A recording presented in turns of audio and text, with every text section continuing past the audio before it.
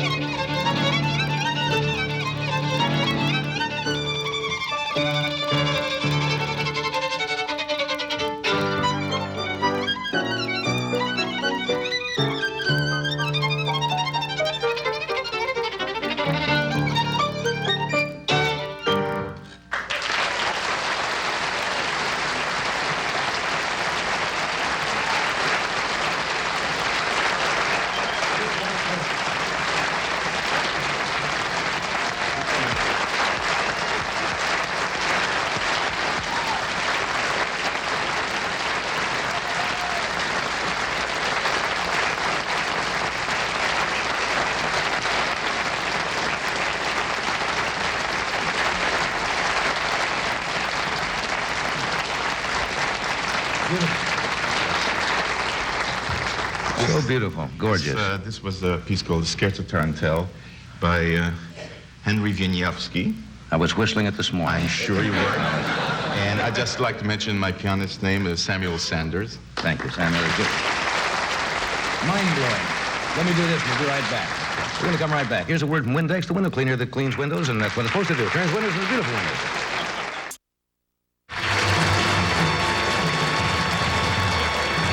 We're back. It's nice to have you here again, as it always is. You are It's nice to be here. so superb. You're going to play with the L.A. Philharmonic. That's right. I'm playing with them tomorrow, and the day after tomorrow I'm doing the Shostakovich Violin Concerto with Gennady Rostchesvinsky. Without putting you on the spot, how would you rate the Los Angeles Philharmonic with other Philharmonic orchestras around in New York and Boston and so forth? That's not difficult. Great orchestra. Really? Oh, yes. No, I always enjoy playing with them, and we've been really playing for quite a few years together, and they've really grown in the last, like 5-6 years since Zubin Mehta took over. It's been even longer. I always enjoy it when we have an artist of your caliber on the show, because the musicians in the band are awed, knowing more about music than I do. But David and I were sitting here and we're saying, trying to imagine the practice and the dedication that anybody does who's a great artist has to spend absolutely. with your instrument day after day after day. I've spent so many hours in front of the TV practicing my instrument. It's incredible. In front of the TV. You know how many Star Treks I've taken to do? Does that help sometime to have something else? Listen. Does that help to have something going on in the back? Listen, Spock has helped me through many a difficult time. Unbelievable. That's interesting. No, sometimes my most incredible, my record practicing ever was, I think, 2 days without stop. I was in England and I was watching a cricket match. Oh, well. And I just watched the match and practiced. It was fabulous. It was enjoyable, and of course it was all in slow motion. Cricket is like slow motion baseball. And when they play cricket in England, they don't carry just the highlights.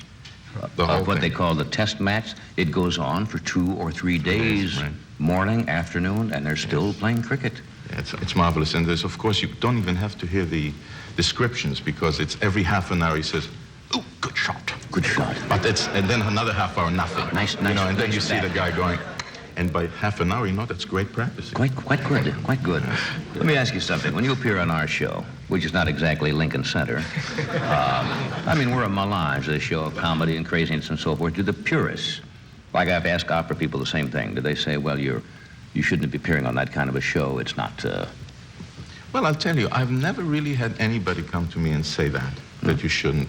As a matter of fact, every time some people come to my concerts, and I always take this as a compliment, because they come backstage and say, "Oh, I had to come and hear you because I saw you on the Johnny Carson show," So, and they haven't seen me anyplace else. That's why we'd like to have artists on Exactly. this show. I feel that artists should be put, musicians do not necessarily have to be put in an all-music sort of program. Right. Because, sometimes they used to do it, the big companies used to give a grant, and used to have an hour on prime time, but used to have it in a media station. So meanwhile, all the major network, you had all your, great shows, and so people who, unless they were interested, they didn't watch. But if you put musicians on a show that a very kind of an audience watches, I think that's great. I think Ed service. Sullivan was one of the first to realize the importance of that, because he had a mixture of a show and would bring an opera and a Bolshoi ballet and follow it with Joan Sutherland and then the Beatles the next week, and it gives a variety. Yeah, absolutely. What kind of audience? You get a great mix of audience from young people to... No, you get all sorts of audience. You get college audiences, of course. You know about college audience, a great audience. They're marvelous. You know that somehow when you play a college date, you know that everybody came there, not because they had to come or she had to come, but because they want to come, because they're really interested in music. And you get this kind of an audience. Of course, you get your sort of different sort of crowd that are mixed. But it's really, if you give to the audience, you get back. That's very important. Sometimes you get funny audiences, like in Scandinavia. You finish playing, like 5 minutes later, there's a slight, and this is, and the manager comes back, "Did you hear that great success you're having?" and there's nothing, absolutely nothing. And they go like that for half an hour, like that. And they love you, but that's as far as they'll go. Very successful. Very, very successful. Intelligent, proper type. I enjoyed your playing awfully. May I I can't tell you how much I enjoyed. That's another They one. can't tell you. You know, I can't tell you how much I enjoyed your playing. So Rather don't than tell saying, me. I Don't really tell me. enjoy it. They can't tell No, you. I can't tell you. We'll be right back. Stay where you are. Yeah. Great place to have you here again. I wish you much luck with the Philharmonic on your tour. And David, as usual. Thanks. Thanks. And I'll talk to ex-President Ford about that. I think you may have something there. Good night.